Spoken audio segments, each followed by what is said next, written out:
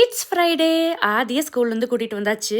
எப்பவாவது ரொம்ப லக் இருந்தா தான் வரும்போதே தூங்கிருவான். இன்னைக்கு அவனுக்கு ஈவினிங் ஸ்நாக்ஸுக்காக ஸ்வீட் பொட்டேட்டோ தான் ஸ்டீம் பண்ண போறேன்.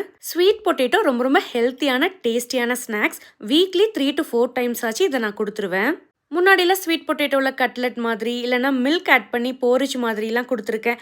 பட் இப்போ அவன் பிளெயின் ஸ்வீட் பொட்டேட்டோ தான் விரும்புகிறான். ஸோ அதே மாதிரி ப்ரிப்பேர் பண்ண போகிறேன்.